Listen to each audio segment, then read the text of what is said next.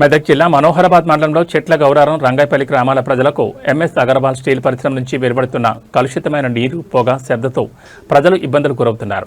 Company వెంటనే ఇక్కడి నుంచి తీసివేయాలని కోరుతూ ఈరోజు జనసేన పార్టీ ఆధ్వర్యంలో నిరసన కార్యక్రమం చేపట్టారు. ప్రజల తరపున జనసేన పార్టీ ఎప్పుడూ పోరాటం చేస్తుందని మీడియా ద్వారా తెలిపారు.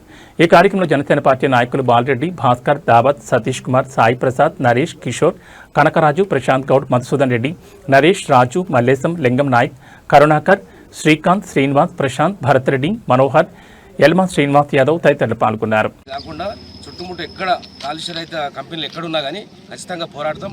ఈ చెట్ల గౌరారం రంగాయపల్లి కాదు, మొత్తం ములుగు మండల్ 7-8 మండలాలలో మొత్తం గజ్వేల్ కాన్స్టిట్యూన్సీ మొత్తంలో ఎక్కడ కాలుష్య రహిత కంపెనీలు లేకుండా ప్రజల ఆరోగ్యమే శ్రేయస్సుగా ఖచ్చితంగా పోరాడతాం.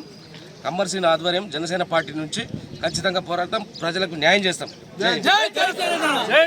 ఈరోజు జనసేన పార్టీ ఆధ్వర్యంలో చెట్ల గౌరారం మరియు రంగాయపల్లి 2 గ్రామాలు అనేక కాలుష్యం వలన ఇబ్బంది పడుతున్న విషయం తెలుసుకొని ఇక్కడ ఎంఎస్ అగర్వాల్ స్టీల్ కంపెనీ వల్లనే ఈ 2 గ్రామాలు చాలా ఇబ్బంది పడుతున్న విషయం తెలుసుకొని ఈరోజు జనసేన పార్టీ ఆధ్వర్యంలో మా కార్యకర్తల నేతృత్వంలో ఈరోజు ఒక చిన్న నిరసన కార్యక్రమం చేయడం జరిగింది.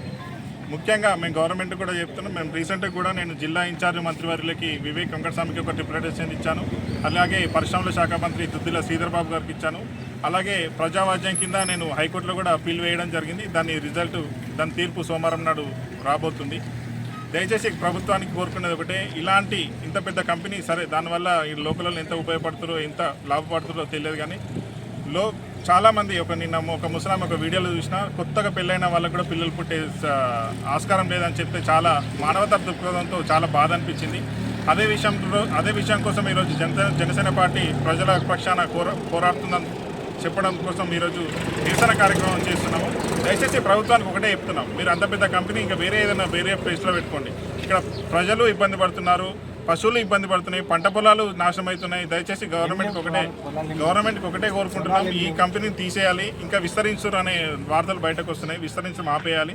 దయచేసి ఈ కంపెనీ తీసేసి వేరే ఏదైనా ప్రాంతం అటవీ ప్రాంతంలో వేసుకుంటే బెస్ట్. ఈ ప్రజలను కాపాడాలి. అంటే భారతదేశంలో ప్రజాస్వామ్యంలో మనిషి జీవించే హక్కు ఉంది. దీన్ని ప్రజలను ఈ కాలుష్యం బారిన ప్రజల ప్రాణాలతో చెలగాటమాడొద్దని మరొకసారి కోరుకుంటూ, ఈసారి చిన్నగా చేసిన ప్రోగ్రాం జనసేన ఆధ్వర్యంలో నెక్స్ట్ టైం హైవే మీద కూర్చుంటాం. ఈ ప్రాబ్లం సాల్వ్ అయ్యే వరకు జనసేన పార్టీ ఎప్పటికీ పోరాడుతూనే ఉంటుంది.